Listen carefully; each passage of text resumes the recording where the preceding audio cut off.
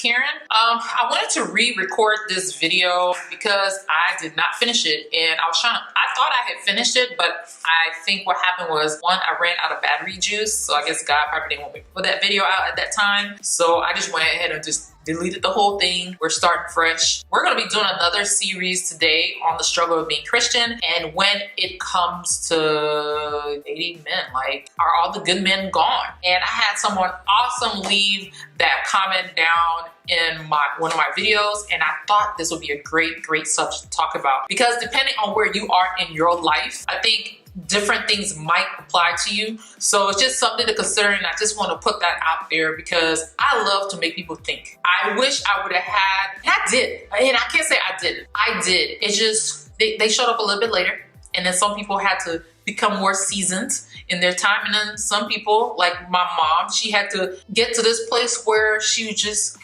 man, she keep it real. She don't play around. So now she do. Before she was like the atypical African parent, and she just, where they don't talk about certain subjects, and certain those subjects include sex. So yeah.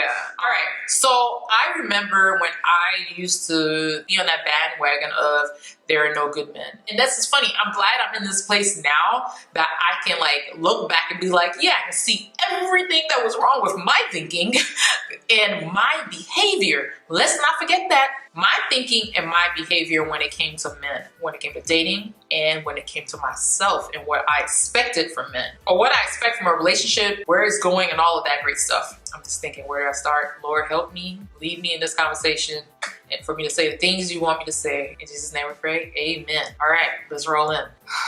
So one of the biggest things I would say when it comes to there are no good men left is, what are our expectations from men? What are we expecting from these men that we're dating?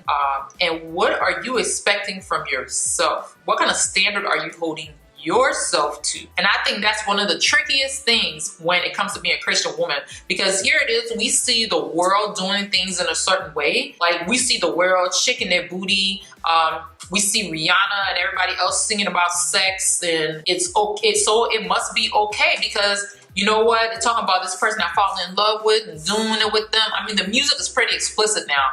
It's pretty, yeah, you have to not understand English to get what they're not saying. And even then, when you watch the music videos, even if you didn't understand English, you would still get the notion.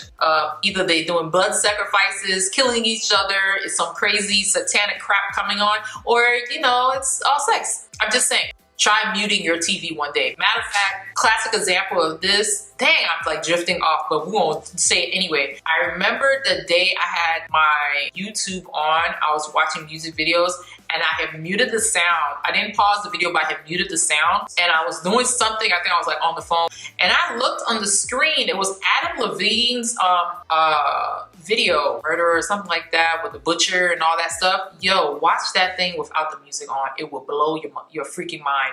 You'll be like, if this music wasn't on, I would literally think it was a killing scene going on right now with some bestiality and some other crazy stuff going on. Like some, yeah. Returning back to our original program.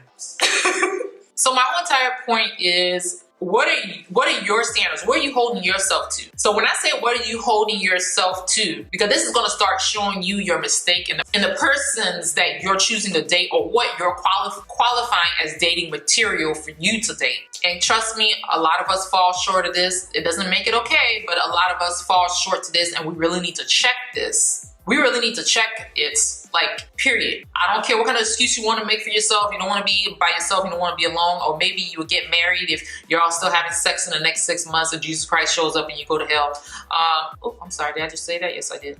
Okay, so moving on. Let me just say this. So there are certain things I feel like we haven't checked yet. When I started doing this, it changed how I was dating. Yeah, like hella big difference. So let me go ahead and list it, and then we'll talk about that. So some of the things, a lot of the things I changed were how I was dating. One, I didn't talk to guys on the phone after 10 p.m. because, one, why are you calling me after 10 p.m. in the first place? If you're calling me after 10 p.m., you know what the dealio is. You know they only want to screw. Let's just be real. So if that's what you want to be and that's what you call a relationship, you just psyched yourself out. Nope, wrong. That is not what a relationship is. So moving on to the next one. Besides not talking on the phone after 10, I didn't do that whole, hey, you want to come over? Do we not know what this means by now? Do you want to come over is code for, hey, I feel like having sex, come over and be my squish buddy so I can bust on you and let's keep it moving. Yes, I'm going to be harsh in this video. So if this kind of language offends you, you should start thinking about yourself and your life and where you are and what people are doing and how they're using you before you take what I'm saying harshly, okay? But I'm gonna try to keep it pure, but I want to keep it to a level where people can get what I'm saying. I don't want to talk churchy. I'm not one of those people. There's a lot of other people like that on YouTube. That's who they are. Hey, I'm glad there's all kinds of people. I'm here to reach who I am here to reach, and I pray that God helps me do it. And if I'm doing it wrong, I pray for him to correct me. There we go. All right? So that whole coming over thing, come over is code for, hey, I want to bust and let's keep it moving. So why would you set yourself up for that? Just because somebody takes you out, that is not code for go over. Because take you out, man, I just fed you, got you drunk, and now you're going to be making decisions you normally don't make when you're not drinking. So yeah, come on over. That's the best time to make a decision to come over to somebody's house when you've been drinking. Come on over. Yeah, so we can do it because we might end up in a relationship. Yeah, and that's how you want to do it. You want to do it in the might phase. You might end up in a relationship when you break your standards and they get what they want to get and then they stop chasing you because now you got to give it all away and then there's nothing else. There's nothing else to chase except some other person who might have standards and who might give them a hard time and they might actually turn them on. And you know what? It might actually show them something about themselves that needs a check. I don't know. So moving on to the next phase. Hey, look, I'm gonna keep it real in this. All right. So once you started to narrow that down, you need to be doing the next phase, which is, well, actually you should be doing this somewhere in between whenever you can, because it's not like we're always dating. And that is spending time with yourself. Spend time taking yourself out. Who is taking you out? You need to be taking you out so you can recognize what it looked like when these little bums show up trying to call themselves doing something. Hey, come meet me up at the Kroger parking lot so we can have a conversation, so we can talk and get to know one another and see if you're worth wasting my time. Are you kidding me? Who are you? And what woman is accepting that nonsense? Women, stop this. Stop accepting this nonsense. We are the reason why men behave the way they behave because we have no standards. So learn to take yourself out. Because when you start learning to take yourself out and you start dating somebody and they can't even do the things you do for yourself, you already know what time it is. That's not the one. And bye, gone. You don't take yourself out and then after you take yourself out to go eat at a Mexican restaurant or wherever you go, Red Lobster, and then be like, hey, you want to come over? Do you have sex with yourself? No, you don't. So you don't owe them nothing for no $20, $15 meal. Keep it moving. Not that serious. All right. So I think once you start to learn to take yourself out, you're going to start looking at dating in a whole nother perspective. You're going to start having an expectancy that if this person can't do these things, this is not the kind of person for me. All right. Then the next thing I'm going to recommend is you writing out a list of what you are looking for in a guy. Because I think that's where I think that's a major point where we go wrong. Because if I tell y'all how many lists I've made and they have not been the same, probably some of the stuff from that list has made it onto my final list as for now, where I'm at in my life. But that is nothing like the first list I made. The first list I made, it was superficial. There was nothing about no God on there, no praying man, no one who loved God. I'm not just talking about belief, because anybody can spit out of their mouth and say, I believe in God, I go to church, but hey girl, you want to come over? You want to come over and have drinks and let's watch Netflix together? Really? Yeah, anybody can do that, including a guy who goes to church. So please, please, please do not get it twisted. The devil is everywhere. All right? And the greatest lie that was ever told is that the devil doesn't exist. All right? But he's not nobody to fear, for God is with us. We ain't got time for that. Whatever plans he got, God got something greater, and he's going to squash that. Squash whatever the enemy has in store. But you need to work on your faith. You need to work on where you stand. You need to work on how you conduct yourself and how you carry yourself. All right? This one, I'm going to leave it up to you. You decide on this. But I'm going to put some points out there. If they kind of scratch at the surface and it make you feel some kind of way, maybe it's something you should be paying more attention to, all right? And that one is drinking. And let me say why I'm saying drinking should be something that we should eliminate from our daily thing. I get it. Some of y'all are gonna want to drink. You're gonna want to do y'all thing. You want to have fun. And here's some things just to kind of think about. Are you trying to say you are not a fun person unless you drink? Are you trying to say that you can't have fun without drinking? And I think that if you can't have fun without drinking, you need to reevaluate some things in your life. Because what is it about you that's so bundled up, that's so guarded and so placed down so deep that you have to drink to let that person come out and have fun? I think that's something to really, really look at. 2, when you drink, you let your guard down. You let your guard down, meaning there are things you would do that you know they're right. You would second guess them. You won't even second guess them. You'll be like, you know what? It'll be all right.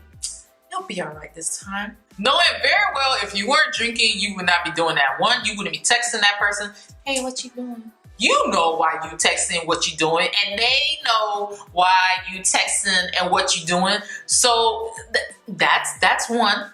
That's step 1 to get you into trouble. Have you doing things that you wouldn't do out of your character, having sex. Like, I'm just being real. Like, if you have been doing that, that's the only time you can pick up the phone to text somebody and start telling them everything you feel your whole entire life and the way they make you feel and how you miss them so much and all that. And you can't do that when you sober. That's a problem. That's a problem you need to address, and alcohol is not going to solve that problem. That's something that you need to start spending some time praying, spending some time reading, spending some time talking to, I would say talking to friends, but if your friends are on the same level and mindset as you, they want to drink, party, hang out, do all that stuff, they're not going to be able to help you. You're going to have to talk to somebody who is experienced with living a little bit on a different side. I'm not just talking about godly, just doing things differently. Maybe they see an importance in getting their grind on and working, and they don't have time to party and drink. Because trust me, everybody serves their purpose. Everyone under the sun serves their purpose. Whether they're good, they come off good, or they come off bad, or whatever it is, everybody serves their purpose. So I would be seeking out advice from people like that. So, and there's books. Oh my gosh, there are books and books and books. So even if you don't personally know someone, there's a book practically on every freaking subject on how to stop doing certain things. All depending on what they are leaning towards, because some things might be pushing some other agendas, but nonetheless, there are books on it. Pick up some books, pray over it, ask God to lead you to what to read before you even pick up the books. How about that, so you don't waste your money? What to pick up and read, and I'm sure it's gonna pop up in your face. You'll be like, dang, I was just thinking about that. I just prayed about that. And there's your answer, is in that book. Pick it up, read it. And of course, spend time reading the Bible. You can read all these other words and have all these other words and people and whatever they do in their personal life that you don't know about pour into you. You should be balancing it out with the word of God. And I don't care what somebody will say, oh, somebody else wrote it. Okay, you know what? I'm gonna tell you this. Somebody else may have wrote it, but until you start spending time reading it, and you start talking to God to show you what to find in that book that you should be seeing, that He wants you to see, I'm going to tell you this now. And you cannot explain how those things happen. You just can't. So I will work on those things. Going back to the list, write a list. Even if it's somebody you are currently dating right now, write a list in your head, not what you want from them. Not that, that's not first. Write your list of what your ideal mate looks like. Just 10 things, find 10 things, write them in the order of what's important first, all the way down to the least important. And then on the other half of that paper, so say put a line in it, write that 10, write another 1 through 10. On the other side, if you're currently dating someone, write on that side, what it is you like about what that person does, what you like. And then look over at the other list and see if it matches up. If they even reach your top 5 things that are most important to you. Are they even in that area? And if they're not, it's something to consider. And things I would consider putting on my list would be 1, they need to have faith and love God. It's bad enough I already struggle with my own faith. I don't need to have somebody else who's struggling with their faith. And now I got to try to pull you up and you the man. I understand this. Please don't get this wrong. There are certain phases in our life where, yes, we are going to be there for our partners when they just are not in a good place. I get that, but dang it, can I start off not with that? That means I might have to wait a little bit longer. Dang it. That's not how I want to start off with. So I have my list. I want somebody who is God-fearing, somebody who has faith in God. Because without faith, what is it? Dang, I'm gonna find it. I'm gonna stick it on the screen. There's a saying, because I want to say it as it said, but I'm gonna say it as I understand it in my head. Without faith in God, it doesn't matter what else you do. Everything else you do is pretty much worthless. If you have no faith in God and you spend a lot of time worrying and all of this is worthless. And there's another saying that says, when you start to worry, that means you need to worship. You need to spend more time worshiping, praising, singing. For me, worshiping will be me finding some good music to put on. That's why I created a list on my YouTube channel. It's full of a whole bunch of music to get you going, get you in a better place, get you to realize you are not alone. Yes, there are other people that are experiencing the stuff you're experiencing, and they wrote it in song.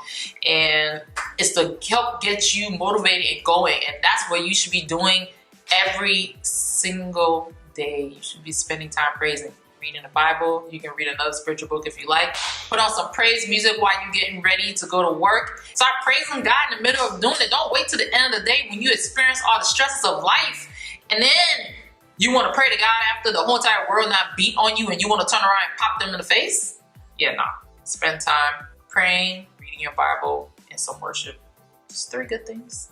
So they need to have faith and they need to love God. They need to have faith and they need to love God and his laws. Because I'm going to tell you this, if they can say, oh, I believe in God, oh, I love the Lord. Yeah, I need you to love God and his laws. Because his laws are going to stop you from wanting to come at me. Come at me and trying to get sex out of me. Or maybe it won't exactly, because everybody's tempted. Nobody's holy. That holy. Maybe not yet. Maybe they aim to. Maybe they can be. Maybe they will be. Maybe they already are. Anyway, needless to say, I want somebody who has faith in God, who loves him enough to follow his laws. Thou shalt not have sex, because you're going to get married to me, and then we're going to do it all we want. And then, oh boy. The next one will definitely be he loves himself, because if he loves himself, he can definitely consider me and love me. 3, it's going to be love me. Hello. You gotta love me. You gotta love my children. Yes, because you know what? I got some. You gotta love my kids.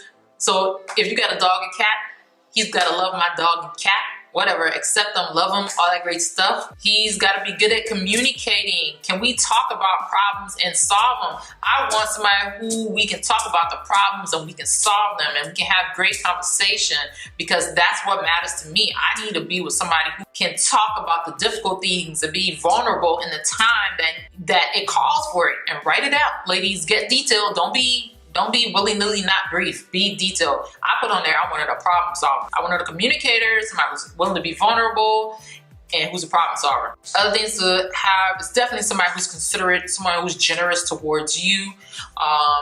If you're the kind of person you love gifts, you want somebody who's generous towards you. Somebody who thinks about you when you're not there. Somebody who thinks to call you or to text you. Somebody just to let you know, just little tidbit things. For me, it would be somebody who's ambitious, somebody who is not lazy. I need you to have some ambition, not be lazy, not be wanting to sit around the couch playing video games or watching TV all weekend long and do nothing. I need somebody who's gonna want to do something. And it's not always doing something, but it's nice to be with somebody who has some ambition. They don't have to be the richest man on the world or nothing like that, but man, have some goals, have some hobby, have something you do yourself. Besides just sitting on the couch and I have to stare at you when I'm doing stuff and then I come back and still see you in the same spot. Do something. But the question is, remember, this has to suit you and who you are. I like to chill and everything, but do something with my life. I don't want to turn back and look and show that I have nothing to show for it. I use none of the gifts and talents that God gave me, because there is a story about the 3 servants that God gave different talents to, and one of them used all of it, one of them used some of it, the other one, he buried it. And the one that buried it, he took his from him and gave it to the other one. So I'm just saying, you want to be with somebody who's doing something with themselves, and then the question is, are you that person? That's where that standard comes into regarding you. Are you that person? Are you asking for things that you yourself are not? You don't even have faith in God. You don't even believe in his laws because you still want to have sex and you still want to go over when somebody calls you to come over. You get what I'm saying? Like, you have no self-control over the things that you do and say, or you're bitter and unforgiving and you're like going after people and just want to like get at them and hurt their feelings because they quote unquote hurt you. And trust me, we all struggle with this. This ain't something I'm saying because, oh, I don't struggle with it. Like, I'm saying, like, these are the things we need to consider. The things we want from a mate, we need to consider becoming those things our very self, because the people that we're with always tend to reflect who we are in some degree or another, or maybe the foolishness that we accept. So we can't really talk bad about the guys, not there being a shortage of men, and then here it is, we're behaving just like them. We're condoning their very behavior that they do. We don't put no cap on it. We'll say no, thank you. Don't be like, look, no, that's not enough for me. We don't say any of those things. We're afraid to say them, and we keep going along with their program, letting them lead us into hell, as I would like to call it, emotional hell, whatever kind of hell that you are just like, I can't take this anymore. Why am I here? I spent all these years with this guy, and here it is, all this time is gone. I'm stuck in this relationship. No, you're not. Stop playing yourself. Do something about it. Do something about yourself. If you are not married to anyone, you do not owe them nothing. Nothing. Nothing. You are not married, that means you are still single. So, going back to the subject of, are there no good men? I don't believe that. I don't believe that. I actually do believe there are good men, and I have met quite a few good men. Just a lot of them are kind of jaded in some of the things they do, because the women they're choosing to date are, like I said, we're still in ourselves. We're in ourselves. We're in our emotion. We're in expecting this from these other people that we're dating, but we haven't put any kind of real true expectancy. And even if we did have the expectancy, we're not even pushing ourselves to even make the change. We'll be like, well, I'm a work in progress. Well, I'm not there yet. Do something to get there. The only person stopping you is you. It's not money. It's not time. It's you. I like to think of myself as a thought provoker and say the things to you that, you know what, I wish somebody else would have said to me so I could have been on the ball. I could have been on the ball, not wasting time. But you know what? This is my life. This is what God has given me. And He's allowed me to see that, you know what? If you are still here, you still got time to make improvements. And this is the time to do it. None of us are promised tomorrow, whether you believe in God or not. None of us are promised tomorrow. So do what you can today. Start today. Start small. You ain't got to start big, massive. You ain't got to be going out making no announcements. Oh, I changed my life. Oh, I'm living holy now for the Lord. My friends, show it through your actions. You don't need to post it on YouTube. You don't need to post it on Instagram. You don't need to go shout it on Facebook for all your friends to see. Do it for you, because God sees what's in your heart, and do it for you now. Yeah, I think I should. There was one more point that I did leave out, which is another reason why you may be feeling that there aren't any good men is maybe your image. You may have changed. You may have changed a lot of things in your life. You might be in that place where now you're walking in a more godly life. You have more self-control. You're being more obedient and more disciplined in a lot of things you do. But maybe the men that you are used to dating, you're still looking at them as being the option, instead of taking your eyes off of that and being like, you know what? Let me focus on my work right now. Let me focus on one of my talents right now. Maybe I love cooking. Maybe I love sewing. Maybe I love talking to people and counseling. Maybe I love teaching. Whatever it is, spend more time doing that instead of looking at the type of men that you're used to dating. Because maybe that's what it is. You are still used to dating a certain type of guy, and you're still trying to date that certain type of guy, even though you know they don't meet your values. So that's the thing. Use that list to start canceling out the fact that, do they even meet those things on my list? And don't be afraid to ask them. Don't wait for people to show you. Well, they need to show you too. Bump that. Bump that. Don't get yourself set up and caught up in the trap. But don't be caught up in people's words alone, because people will tell you some good stuff that sounds great. Let somebody else tell you that knows them, and they'll be like, oh, what? What? Nah, hell no. Nah, that's not them. So give them time. Trust me. In 3 months' time, you will start seeing some real stuff come to the surface if you haven't yet, especially when you start asking the deep questions. So that's one thing I'll say. If you haven't learned how to become vulnerable yet, this is your time. I don't like having surface level conversation. And for me, surface level conversation is like, oh, what are you doing this weekend? Oh, I'm going to that game. Yeah, I love that. Yeah, I love watching the Raiders or the Falcons or whatever. Oh yeah, me and my boys, we were hanging out and we were talking about this and that. No, how about let's talk about something. Talk about some deeper things. Some things that, you know what, you wouldn't normally want to talk about. You wouldn't feel comfortable telling anyone. And before you even start getting to that, make sure they're the kind of person that you even want to start sharing yourself with. We can't just be running to share ourselves and our thoughts with people who we haven't given ourselves enough time to even know that we can trust them with that type of information. If they're even the kind of person that's dependable, to show up on time, when they say they're going to do something, they do it, instead of not calling you and not texting you for a whole week and then to call you the next week like nothing ever happened, and you don't ask, excuse me, yeah, you just not calling me. Remember you texted me last week, what happened? Like, hold people accountable and let them answer. Hear what they have to say. Let them answer. Let them put their own foot in their own mouth, or tell their truth, whatever you want to call it, do it. Because honestly, that's unacceptable, and that's the kind of stuff that we accept from people. And after they tell you, that's your chance for you to be like, yo, that wasn't cool, and honestly, I don't feel like holding a conversation right now. I appreciate you telling me your truth, but honestly, like that was unacceptable. I don't expect that from anybody I'm dating, and I'm not going to accept that from you. All right, anyway, you enjoy your weekend. I'll talk to you later. Like, ladies, we need to cut straight to the chase. Stop letting these people do this kind of crap to you, and then when you finish spending and wasting 6-9 months with them, and you turn around, or hopefully not even longer than that, you turn around and you realize this whole entire time you've been accepting all this messed up behavior and thinking that, oh, that's norm. No, you need to hold people accountable to what you expect from your partner. Because can you imagine getting married to somebody like that who don't consider you? That's what I meant by being with somebody who's considerate. And then we've got to do our part by holding them accountable. Don't wait till you're angry and you're pissed off and then you snap and go off like 5-6 months later. Address the issue when it shows up. Don't brush it under the rug.